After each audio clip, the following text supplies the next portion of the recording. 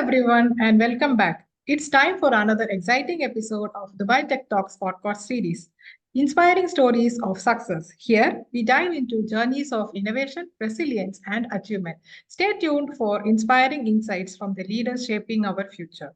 Glad to introduce and invite our entrepreneur of the day, Vinu Pillai. A short introduction about her. Vinu Pillai is a seasoned entrepreneur and an HR expert over 3 decades of experience as a CEO and founder of Vinicio Advisory. Vinny is transforming businesses by focusing on sustainability, brand building, and people centric strategies. Stay tuned for inspiring insights of entrepreneurial journey. Let me ask you, Vinu, you have an impressive career spanning around 3 decades in HR, and now you are leading your own venture. Could you share with us a journey that led you to take the leap into entrepreneurship? First of all, a big thank you, Devi, Guna, and Shimon for creating this platform. And I'm so humbled to be part of this podcast today. Yes, Devi, thanks for sharing about my journey. So I began my journey almost 3 decades ago, and my first journey was with a manufacturing setup, wherein after a few years I decided to pursue my master's, and that's where my journey in HR started. I suggested to the management then that let me set up an HR department, and that's how setting up of HR processes for established small mid-sized companies started. Over the past decade, I have worked with tech startups, and that definitely triggered an entrepreneur spirit. I saw how startups grew, went up, scaled down, and did multiple other things, and that really triggered the entrepreneur in me. Plus, I was also very keen on volunteering for bodies. So I was part of several HR forums in Mumbai. I also led a few and was also part of one of the largest and oldest not-for-profit body, CII, which is the Confederation of Indian Industries. Therein, I got really wonderful opportunities to work with mentors like Dr. Rao sir, who again triggered those creative side of creating brands and shaping things. So finally, yes, after March 22, I decided let me take a pause. Thought what's coming my way, and that's when slowly I started off starting my own startup. Yeah. Great to know that you are always an active person in LinkedIn, and I see you, I follow you. You are not tired of moving around, meeting people, and getting connected, and that makes more value. No, that's how we also met once. Yeah. So, continuing to the second one, can I know the about Vinicio, a unique consulting setup focusing on uplifting people and building sustainable businesses. Could you elaborate on the mission and the key services of your company? Yeah, thanks, Devi. So for taking that cue, and this is what I realized. I had a natural flair for meeting people, connecting. Being an HR myself, I started building my organic connect, not knowing that these are the connects which are, I'm building my actually net worth. Coming to Vinicio, even from ideating the name, so V Inicio stands for We Inspire in Latin. So when we formed the company, I really wanted a global feel.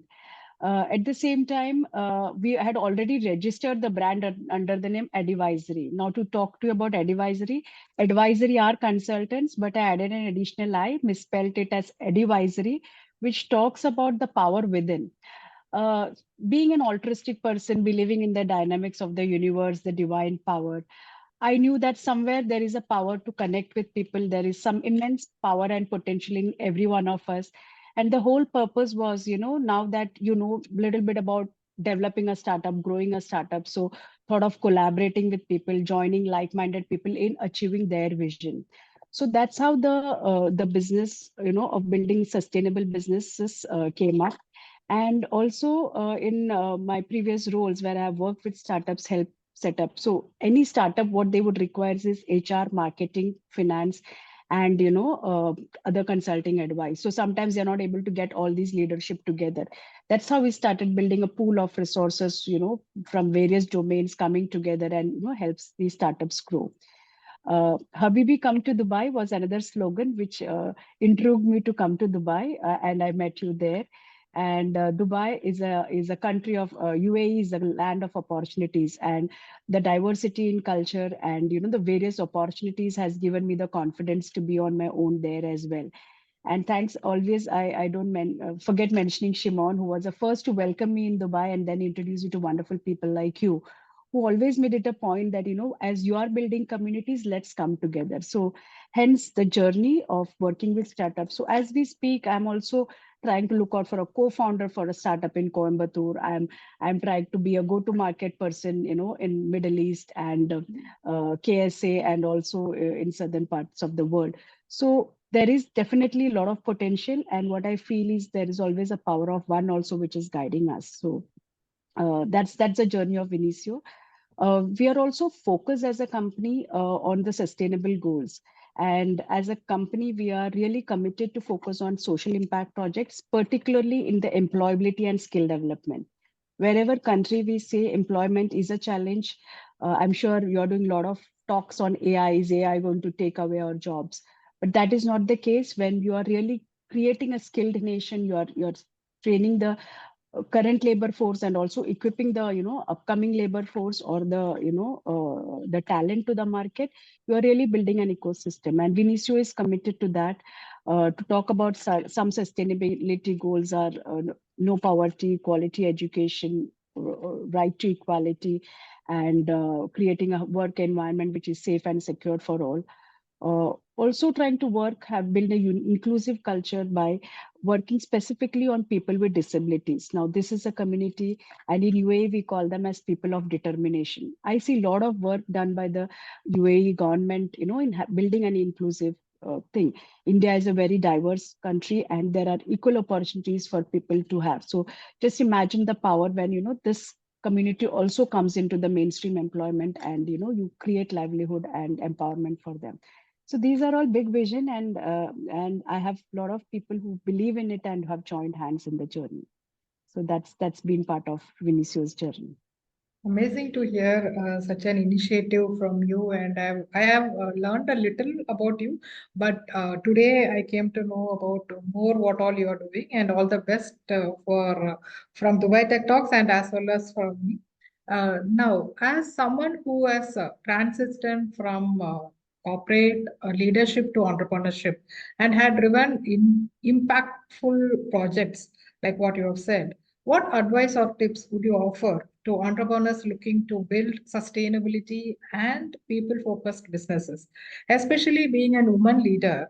Like, and a woman entrepreneur who hesitate to become an woman entrepreneur. Most of them are like now, even there are equalities spoken, but still there is a lack or there is a gap for a woman to become an entrepreneur. So, what would be your advice for the upcoming entrepreneurs?